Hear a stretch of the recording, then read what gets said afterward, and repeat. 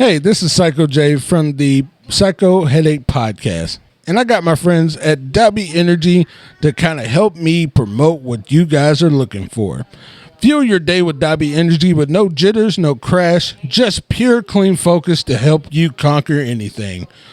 Listen, with W Energy, it definitely does not have no zero sugar, no artificial filters, packed with vitamins, and very, very delicious flavors you will love.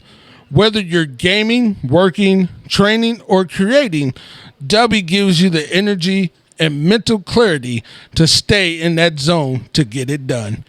Join W Energy right now and go to w.gg and use our promo code PsychoPod for 10% off of your order.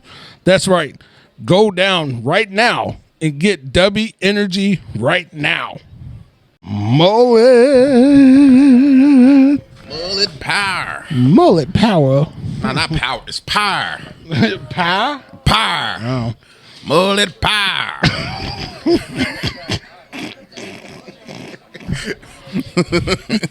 Spell P-I-R. Power.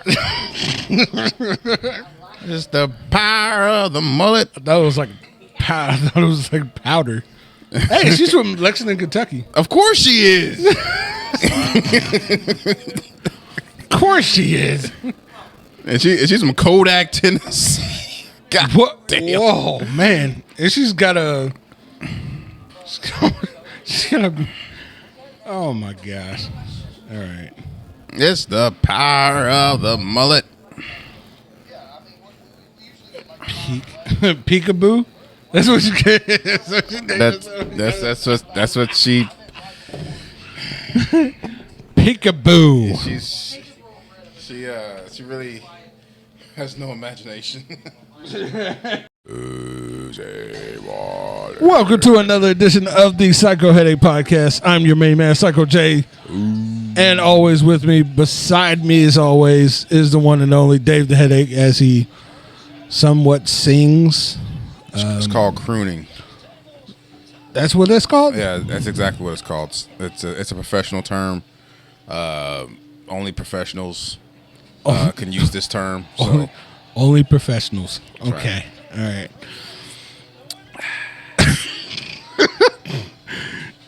I stand by that. I stand by my prior statements. I mean, the way you just took a sip of the beverage, as you sat there and said that and just said, yeah, and I stand by that.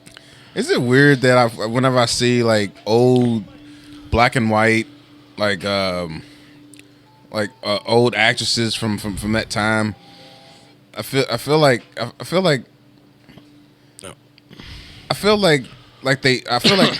can smell bleach. I can't really justify and or understand or have any type of rationale behind it. But every time I see a old like a old movie or a clip of a blonde white woman, it just smells like bleach in black and white. I smell bleach. What does that mean? I don't know. All right.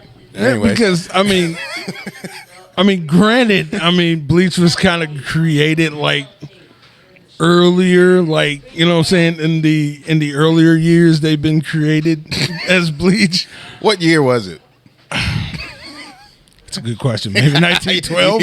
1920? 1912 was when this man's claims bleach was created. Let's go to the Google. Let's go to. Hey, let's play a game. Google that. Google that, right? Google that. We'll play it randomly throughout the whole podcast. When did bleach come? When did bleach was first made? Or I'll help you out. When was bleach created? Okay, there we go. I like that idea. You know what's fucked up? What? My algorithm is so screwed up that I put when was bleach created and it immediately showed me Bleach the anime. Oh, the one that our good pal, yeah, good pal used to watch. Yeah, he's a fucking idiot though. No, he's not. But I'm still angry at him because he claims that that Attack on Titan is his favorite and is the best anime that he's ever watched. I think you said that the last episode. Yeah. He pisses me off with that shit. It still pisses him off. I refuse to watch anything, whether it be anime or otherwise, of giant retarded people. That's what they are. They're giant retards eating regular people. I mean, that's the whole premise of the show is giant retards cannibalizing people. Okay. You know what I mean, it's stupid, right? I mean, like even in after now that you put in this term, like I don't know. It's a dumb show. Anyone who enjoys it, which apparently is probably a quarter of our population at this point, are idiots. All right, as Dave Googles that. Oh yeah, I forgot. We were also watching Redneck Brawl. Yes, that's right. You heard that correctly. They have Redneck Brawl, where it's just a relentless amount of rednecks in a boxing ring, has gloves on. I guess you could sit there and say they have the boxing tights. I guess some of them did, some of them didn't. Who knows? But it was entertaining for the most part. It was kind of funny. I wasn't expecting it because honestly, I was actually waiting for the main event for UFC. But it was funny because I mean, most of them were rednecks. Oh no. Well, I would say all of them were rednecks. Every single one of them was rednecks. Every single one of the people in the auditorium were also the reddest of necks, including the commentary, dude. Oh yeah, I forgot about that. Yeah, God, dude. Yeah, the common commentary, like every 5 minutes was shit. Shit. every 5 minutes you can count on one of the guys going like, oh shit.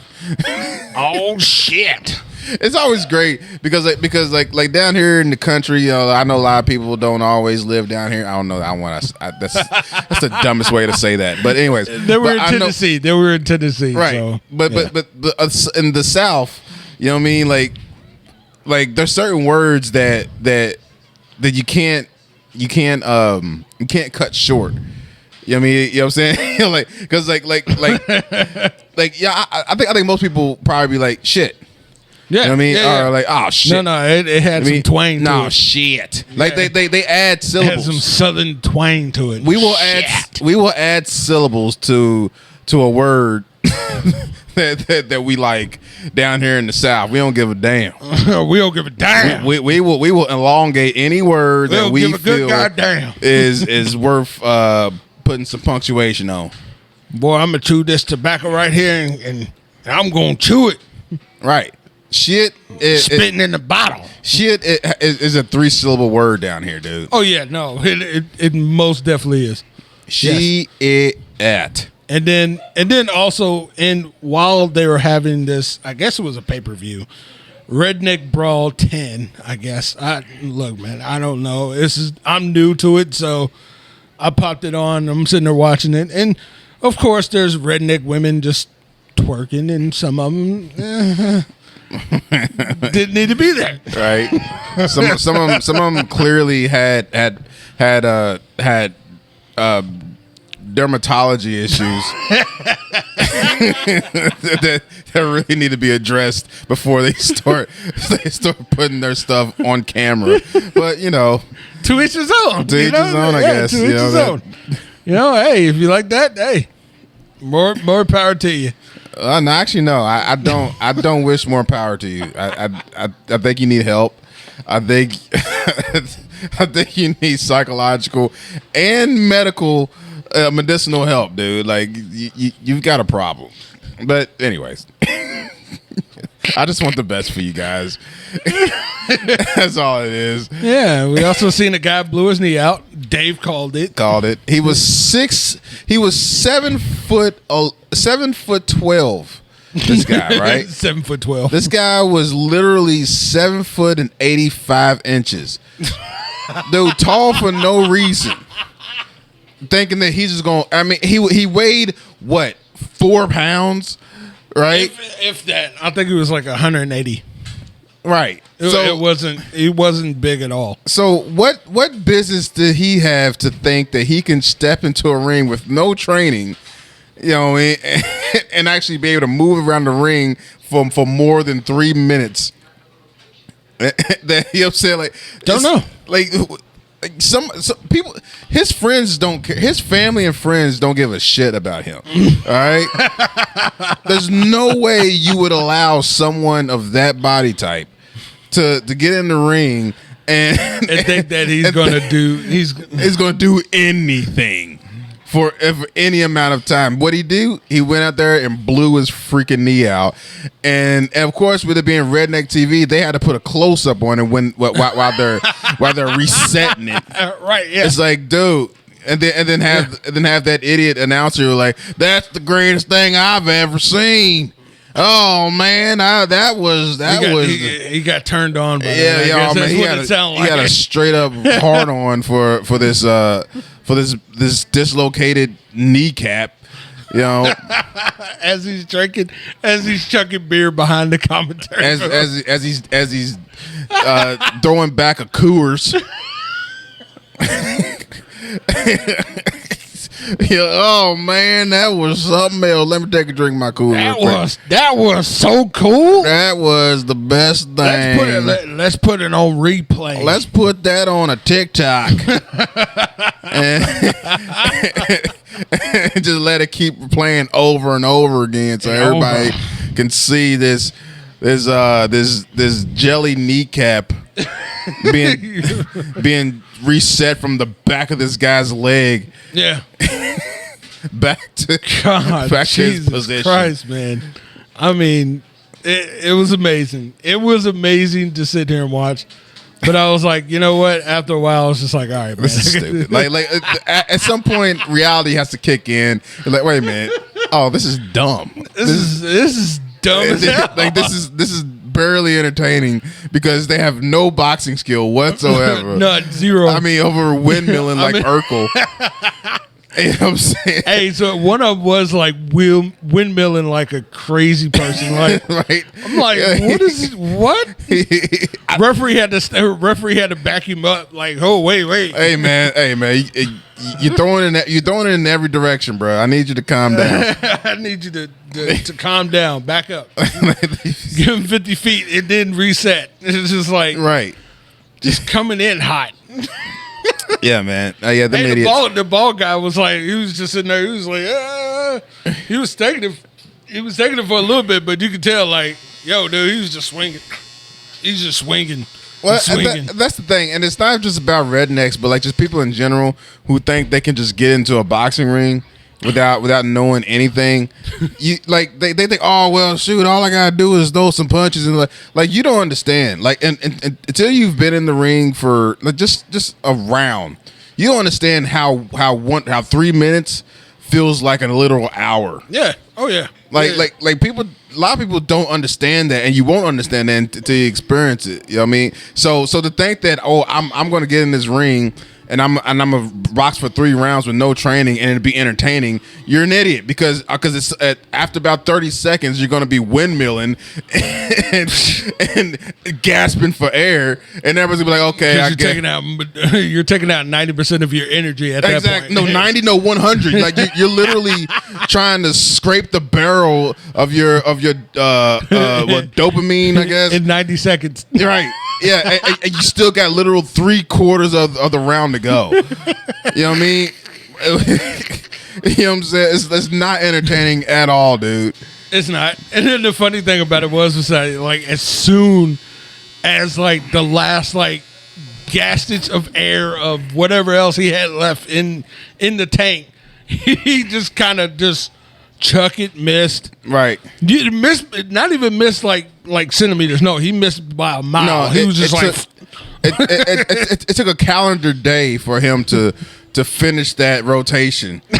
Like, it's like, bro, like, dude, like everybody had already done got in their trucks and went back to the trailer park. Yeah, yeah. And you're still trying to throw this punch. Like, sit down, bro. Like,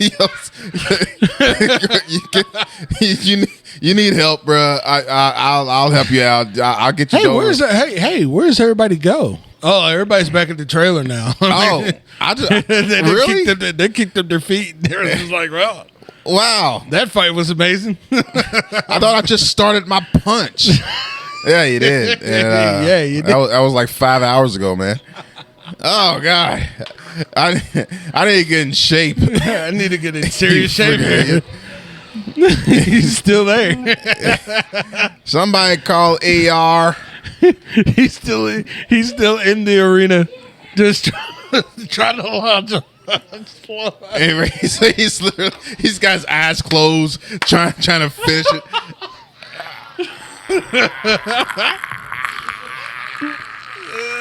Everybody's just like, it's a miracle he hasn't had a heart attack yet. Is it over with yet? I mean, everybody's just looking at the. Rednecks don't even have. They don't even have watches. It's just like, no, yeah. All right, we're done. Hey, that's a good question. How do rednecks tell time? I know that sounds like a setup to a joke, but it's an honest question. Like, that's what I'm just saying. How do rednecks tell time? I want to answer. I want to answer by the end of the podcast. You want to answer by the end of the podcast? I look, man. I have no idea. Don't have the capability. I mean, I feel like I mean, maybe the old ones are smart enough to read the sun, but I don't know, man. I feel like all the like middle-aged ones are, what are they doing? How do they keep up? How do they function to tell time? How do they keep up with time? Yes, these rednecks are idiots. So what do they do to tell time? That's a weird thing to try to jump back into. We're going to keep going right back into it. How do you jump back into that? Who knows? Who knows? They probably tell time by looking at the sun, probably. I guess. We'll just go with that for now. All right. So what else do we got on the... Oh, man. That's... Okay. That's hilarious. Oh, man. But, so I guess we could talk more about the redneck boxing thing. Redneck boxing, I guess. Oh no, UFC was tonight, wasn't it? Yeah. I think it was against that Frenchy guy, do Prestige. Do I don't know, it's do something. He be doing shit. Yeah, he does. He do be. It's him and the other guy. I guess it was somewhere with the God. Why am I drawing a blank on the Duplessis and Chimaev? Yeah, Chimaev, I think is he's like part of the same promotion as the what was that other big fighter? Khabib. Yeah. Yeah, he's what do you call him? Kazakhstan or next to Kazakhstan? Something. Are they Kazakhstan? Something like that. I don't want to butcher it or be naive with it, but yeah, that was one of the ones that kind of caught my eye because I seen him fight like a couple of times beforehand, and I was like, oh, okay, so but the vibe that I get off of him, like in some of his fights that he does do, like a lot of people don't really like it because I think it's more of a slow it down kind of like ground and pound, kind of like a Daniel Cormier type of wrestler. Okay, like one of those. But again, that's a large part of why I hate. Sometimes I hate when audiences kind of like boo, like in the middle of a fight when it's like a technical bout, right? And it's like, yo, it's more than just a 3-second knockout. Like, this is actually people's professions. These are people that Right. this sport has an art. Right. Yeah. They actually put effort and time into doing what you're seeing right now, and Exactly. and you and you think that you deserve more from them. You know what I mean? Like that's something that is very, very frustrating. Let's first, number one, let's get this understanding straight. When a knockout artist is actually in your presence or is the headliner, and he can knock out people like Mike Tyson, that's one of a kind. That's one of the rare moments of you're going to find people like that. There's Roy Jones Jr. There's other knockout artists that can do that. Right. What you're wanting other people to do, that's not part of what they are. That's Right, not yeah. the gift of what they is. Exactly. You can't be like, oh, okay, it's the same thing like when you talk about like boxers, like they the way they're perceived, in the public, it's like, well, if you're not knocking people out, then you can't be a boxer. It's like, And that's exact opposite of what boxing is about. Boxing is about what's the word? Taking away it's about like having someone bigger doesn't always win because of other aspects, of other styles and other things. Like you can't say that because you're a knockout artist or you're bigger that you automatically win the fight, because in boxing it proves otherwise. Mm-hmm. Like that's what boxing does. It proves there's other ways to win. Yep. You know what I mean? Like that's part of the art of boxing. Yeah. So so guys like Floyd, like, because actually it's funny you brought that up, because my nephew, mm-hmm. He decided that he wanted me to train him because he wants to eventually compete as a boxer. I said, oh wow, okay, well that's cool. So I'm showing him just basic basic stuff, your stance, jabbing, all the things that will be the foundation of what he will be doing for the rest of his life if he continues boxing. It's the bare essentials. Yeah. Yeah. So and we had a conversation, and he's like, he said he doesn't really like Floyd. He doesn't think Floyd's that good, which I said, whoa, I don't know about that, but he was like, he liked guys like Foreman, Tyson, Roy. Well, he didn't really know who Roy Jones was, but he liked the fast and the fast guys and the guys that can knock people out. And I'm like, that's cool, but you gotta understand, Floyd is Floyd because of what he can do technically. Yeah. We've had this discussion before. Yeah. Right. All those guys that you feel like are faster mm-hmm. and quicker than Floyd, which there are guys out there, a lot of guys out there, because Floyd is all about timing. Yes. You know what I mean? And he's quick, but he's all about time. Like Zab Judah, he was miles faster than Mayweather, but mm-hmm. he didn't have Mayweather's time. So so you got guys who's really fast and really quick with their hands, and then you got guys who's really powerful with their hands and who can really do damage if they connect. Yeah. They would have the hardest time fighting someone like Floyd, who's in control of every moment mm-hmm. in that ring. Oh, and I was trying to explain to him, is like, even though you want to train for power, you want to train for speed, you need to focus on what Floyd on the thing on the technical side. Well, yeah, but the influence of Floyd. Yeah. Because granted that you might think he sucks. Right, but all those wins and all those world titles prove you otherwise. Right. And the reason why like I've been a fan of Floyd, and even though like I don't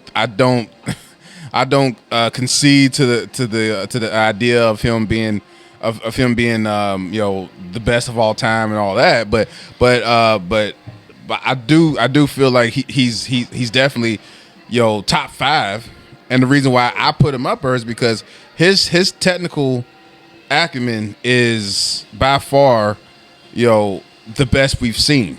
Yeah. You know what I mean? And I want him to understand, like, if you're going to be a boxer, if you're going to be a pugilist, if you're going to be a student of boxing, you have to be able to appreciate everything in boxing. Because if you don't, that thing that you think isn't important will be the thing that get your ass knocked out or beat the fuck up. You know what I mean? Yeah.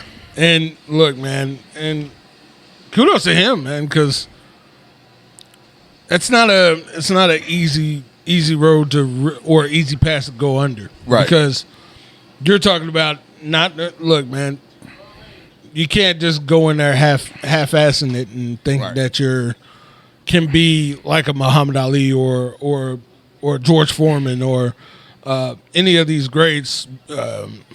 You can't, because at the end of the day, somebody can always come in there and just disrupt your whole momentum of what you were thinking of. Right. I mean, it's okay to have goals. It's okay to to have dreams, but it's like I'm gonna have to talk to him about that too. Probably next time I train him on next training days. That no matter what you feel like you want to do, you have to learn what your body's capable of. Yeah.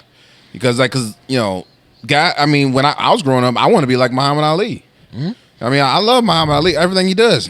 I can't be Muhammad Ali. There's no way for me to be Muhammad Ali because I don't have Ali's attributes. Yeah. He's a tall, long, lanky guy. You can't duplicate it. Right. Well, what I'm saying is like there's guys who have the same body type and the same attributes.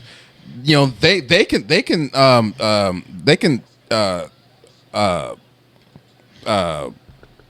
channel and replicate his style, but guys like me who are shorter and have shorter reach, we don't have that option. Right. So you have to understand. Okay, what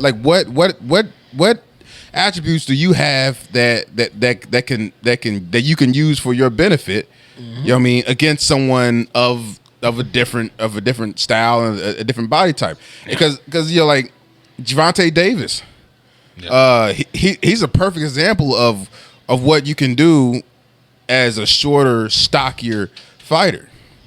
Gervonta is not that fast. He's everybody. A lot of people talk about how fast he's not that fast. No, he's not. But what he is, he's compact, and he doesn't have to travel a whole bunch of distance to get to the end of his punch. Right. So when he shoots it, it's like that. It's over that quick. I mean, it's almost lightning fast because it's like you're cutting down the distance in half. You know what I mean? Yeah. That he's able to make that work for him because he catches guys at a certain angle, at a certain distance. He knows he's gonna land that punch because there's no way you're gonna see it. Yeah. You know what I mean? Yeah. So again, like you have to understand what you have and what your body can actually is capable of, and then go off of that example. Because I wanted to be like Muhammad Ali. Well, that didn't work out. I had to look more into like Tyson, more into like Miguel Cotto, more into like Andre Berto.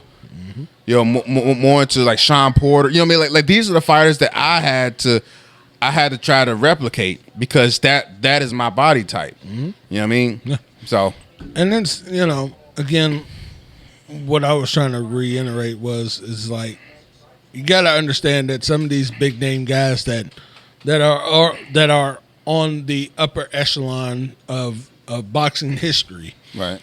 They're a reason why they're there in that upper echelon, and that upper echelon is they're there's a reason because they're gifted. They're gifted in a certain way yeah. that changes the boxing landscape for its entire generations to come. Now, But not to say that everybody else is not going to try to duplicate or try to emulate right. some of the legends that were before us. Right. But at the end of the day, like there's still ways that you can learn from them. Right. I feel like you should be trying to replicate and learn from all of the greats. I mean, that's why they're greats. They are the pinnacle of example. Yeah. I mean, in my opinion, man, like I don't really believe in the whole some people are just born that way. Yeah. I don't prescribe to that. I know I probably get a lot of flack for that, but I don't believe that. I feel like some people are fortunate in the sense that they were able to explore their gifts early. Right. That because that's the thing, like, you know, all these guys, like everybody's beatable. You know what I mean? Oh, you know what I mean? Yeah. So with that being said, you know how the most powerful person, and I'm not even talking about just in boxing, but the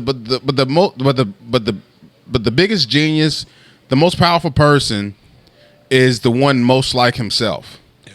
You know what I mean? Because the more time you're not trying to be something that you're not is the more time that you're empowering and you're growing in your own being, right? The more time you're perfecting what you can do, the more time the more power and the more I can't get my words today, man. But the more forward, the more you grow into that. You know what I mean? Like guys like Floyd, like he was boxing at 3 years old, right? Yeah. And he was boxing in a style that was built for him, made for him, because his father and his uncles all did the same thing. Right. You know what I mean? He never had to really explore other styles because he was in his style since day one. That's why he's the best. Yeah. That's why he's the best because he spent almost 100% of his time doing what his body can do without exploring other things that were basically useless to him. Yeah. You know what I mean? I mean, it's just, you know, and that's what I mean. Like I feel like when you get people young and they find what they're going to do or what they are going to want to do for the rest of their life at 3 years old, they're going to be phenomenal at it. Mm-hmm. It's not because they were born for it. It's just that they were fortunate enough to be in the position to be able to explore it early. Yep. You know what I mean? So, like I said, I just don't believe that people are just that anyone is just I'm just there's no point in time that you could put me at where I wouldn't have become what I am today. That's not true.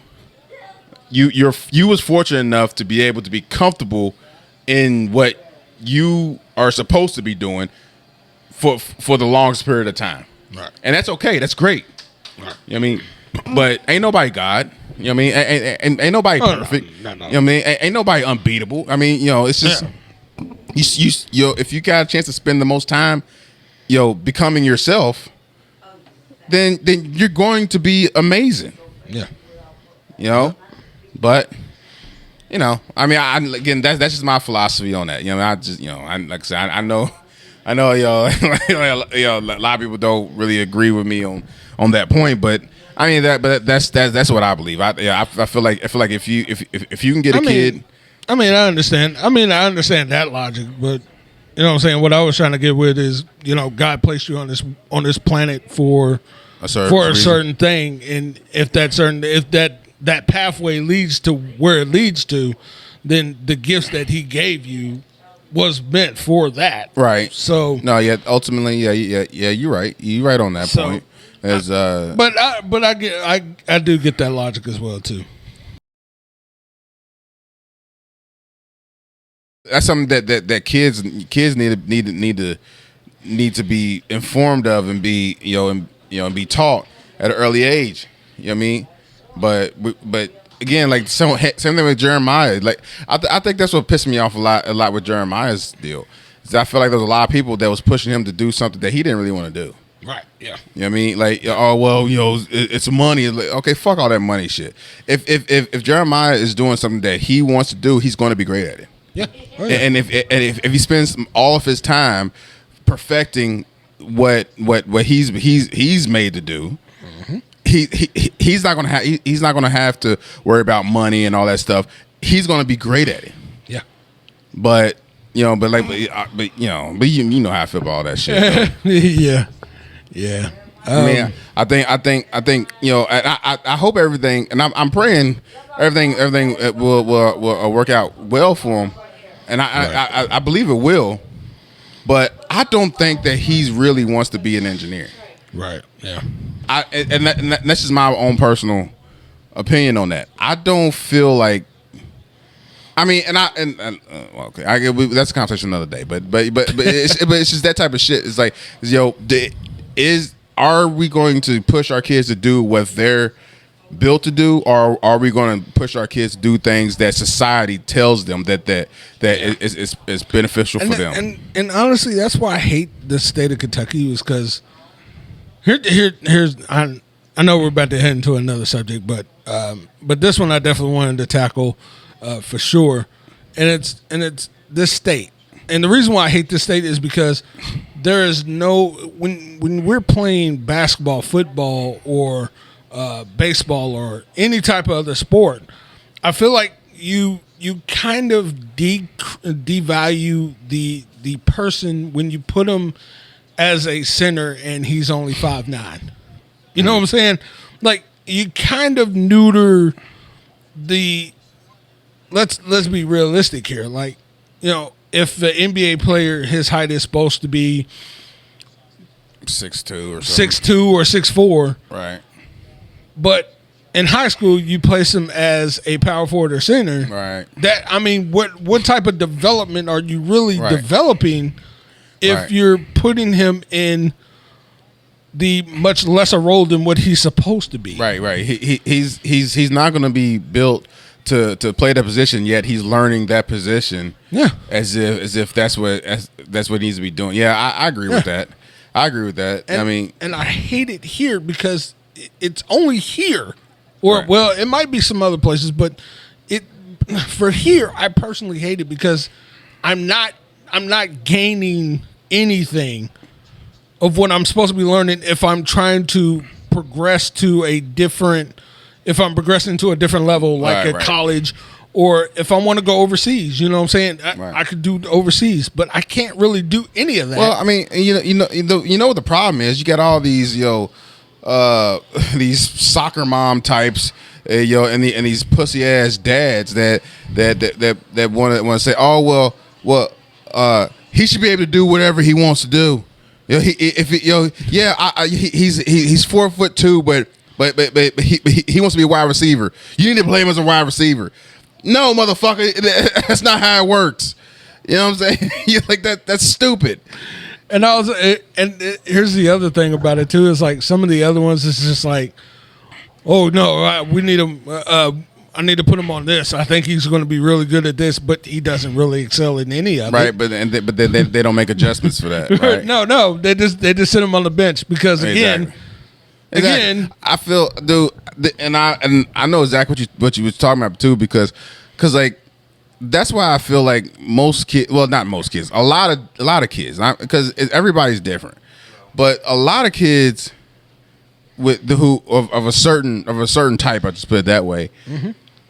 They need like the opposite of team sports. Yes. That's why I always push like certain kids do really well in team sports, which I feel like every kid should experience team sports because it builds character and it builds teamwork and skills and stuff like that. Everybody should experience that, but there's some kids who will develop much better when they're focusing on on what they can do. Yeah.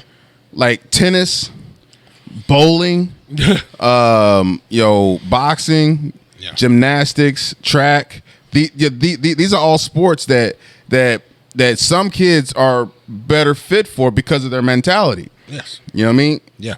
And they don't need that team atmosphere as much. You know what I mean? Because like I know I was one of them. Yeah. You know what I mean? Yeah. I gravitated more towards boxing because I didn't have to worry about what those other guys were doing. Exactly. I like when we lost, we was looking for someone to blame. Yeah. And boxing and then tennis and stuff like that, swimming, you ain't got nobody to blame but yourself. Exactly. You know what I mean? And I'm kind of teaching the younger one now. I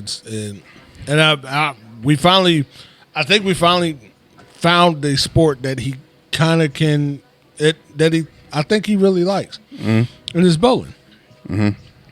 And so I'm slowly like teaching him, the correct ways of doing things, right? How to approach it, how to correct it, make adjustments. Yeah, and here in the next couple months, me and him it's just going to be me and him, and that's dope. We're going to keep gradually do this weekend by weekend, mm-hmm. and if he really is passionate and really wants to do it, then we will take the next step in finding him a school that does have it, right, and further his momentum in that, right. And so I'm kind of pretty excited about it. I'm excited that he finally is showing interest. Yeah, showing interest in something that he really, really likes and not being forced upon. Right. Which again, I never wanted to do anyway because again, my family is notorious at doing that. Right. And I would have been further along in the sport that I really would have liked if, I had my own choice in that. Right. So, I told Jeremiah just the same way as I tell the young one. If you're not happy in what you do, then choose a sport that you technically like, but you're gonna have to work hard. Yeah, for it. you're gonna have to commit to it. You're gonna have to commit to it. You're gonna have to put your all into it because this is a sport that you like. If you like it enough, you're gonna have to understand that there's gonna be shit that you don't want to do. Exactly. That it's gonna have to be done. Right. So, and the same thought process will end up with the younger one. Look, here's this, and this. This is what you have to do. I can't. You know what I'm saying? I can't lead you to it. You can't. You got to go forward. I can't do it for you. Yeah. So, but I'm looking forward to the next couple of weeks, and y'all probably will hear it over the next couple of weeks of the progression of it. And I'm hoping that the progression gets even higher. Right. As the weeks and months comes in. It's I know everyone has heard the kind of like the news and stuff of counter programming between WWE and AEW, and some people are forward and some people are like, that's kind of shady mode. It's business. On one hand, it's business. We're gonna counter program. It's a wrestling business. You're gonna have to suck it up, Buttercup, because it's what it is. Right. You can't be in the business and too afraid of making chances and doing things outside the box. But is it unfair for WWE to counter program AEW? In a way, because again, the higher stature is WWE. Like I said, they've been around since 1950s. Everyone knows the brand. Everyone understands what the brand is. So of course they're going to try to counter program. That's going to backfire.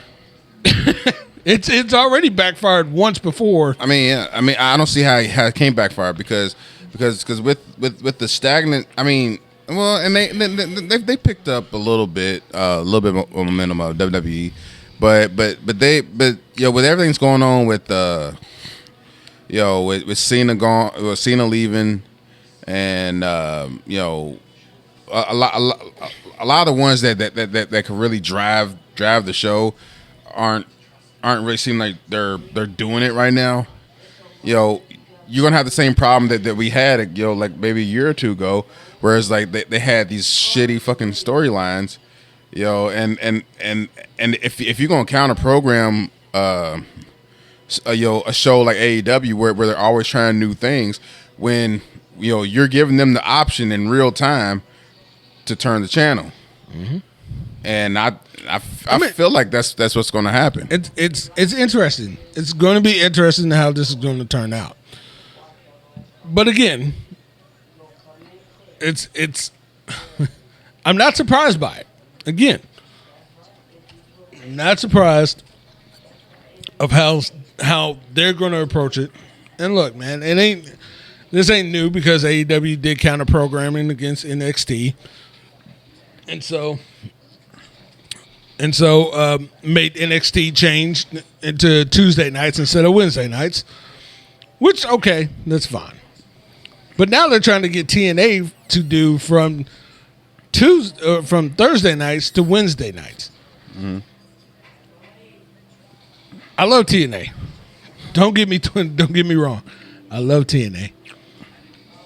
The partnership between WWE and TNA, I have some questions, but it seems like it's going well. Real quick, why is Shel Benjamin look so fucking big? Man, it's like he looks bigger than he was. Oh, he is. Yeah, he's gained some muscle. Okay, that's all I could think about when I was watching. Like, dude looks freaking big. Like he looks almost as big as Bobby. Yeah. Yeah, he's had some muscle to it, man, and I kind of like the Hurt Syndicate being in AEW because it allows them to tell their story and not be cut off prematurely, like what I'm saying, like it was in WWE. Mm-hmm. But again, that was the Vince regime. Now we're in Triple H's regime, which I feel like there's not much difference. You mean melted Ken doll? Melted Ken doll. Dude, like Vince. I saw Vince's face the other day. Dude, his face is like a Ken doll that's been like in the sun for 4 days. That's what his face looks like, dude. What the fuck is he doing, man? I don't know. Don't know. I guess he came up with a company called something. I don't know what it was. I read it earlier. He created a company, and I forgot the name of the company. But I'm just like, okay, so what are you doing? And I guess he's trying to create his own promotion or whatnot. Look, man, I have no idea.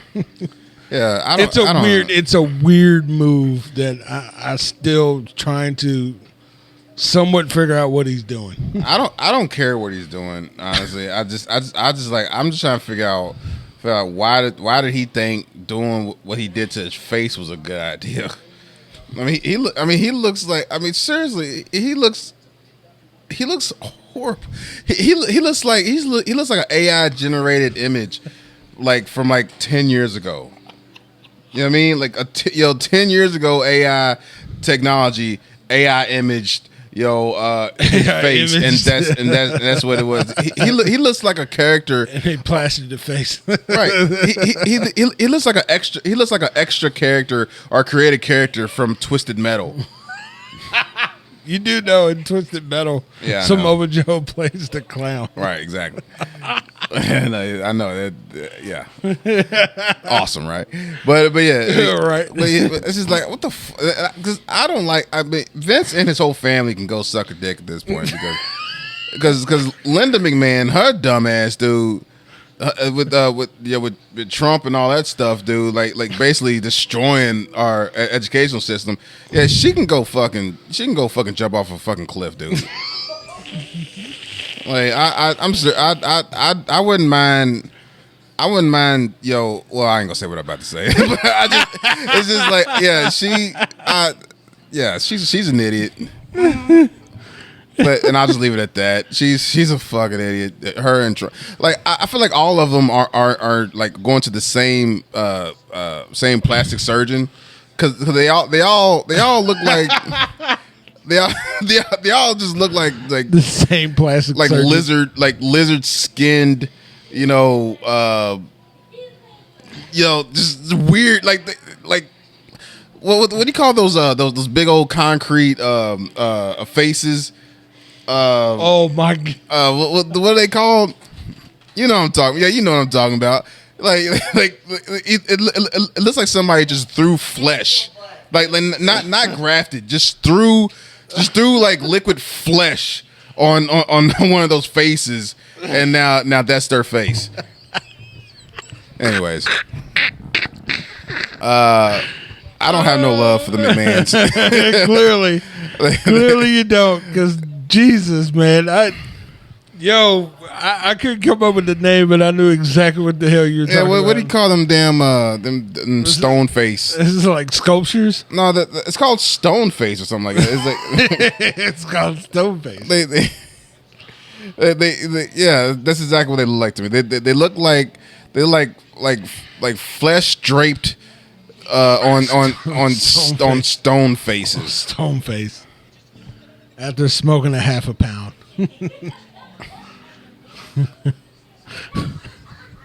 What is it? It's the Easter Island. Yeah, the Easter Island thing. Yeah. I could. Yeah. Can totally see that. Yes. Yeah, but they can definitely go suck a stone dick if they keep them away from the politics. Oh, jeez, man. Anyways, I'm sorry. What was we talking about? Oh man, the stone. I'm serious. We gotta change our name to what was we talking about? What was we talking about? Podcast. Yeah, we definitely got to, man. Because at this point, I'm just sitting there dying laughing that you just said stone face. Well, stone face. That's what they look like to me, and I hate them. Racism. Well, yeah, racist. They're racist. They're racist. They suffer from unadulterated, bigoted. How many D's are in bigoted? I don't know. It's like one or two. It felt like there was like 4 or 5. Bigoted.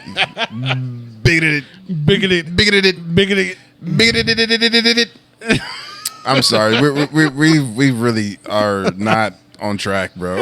No, not at all. Not anymore now. Right. I mean, the latter half of the fucking show, we're just talking about bigotry and racism and liquid flesh that looks like stone, just dripped on stone faces. And watching AEW Collision. Yeah, I don't know none of these people. Oh my God! He broke his hip. He broke his hip. There's people in there. Oh man, this is hilarious. I guess this part of the show, I guess, is. Oh my God! Holy shit! He flung him. That was awesome. Yeah, that was. That was actually awesome. I like that one. Oh, well. Well, this is the Psycho Headache Podcast. Appreciate you guys joining us. Oh, and by the way, follow us on TikTok. We are on TikTok, so follow us on at 10 Min Pod. Oh, I'm sorry. No, not at 10 Min Pod. It is at Psycho Headache Pod. You can definitely find us on TikTok. You can also find us on YouTube as well. Subscribe. Hit that subscribe button. Don't forget to follow at Psycho Headache Podcast. We'll be back better than ever next week. Holla at you guys.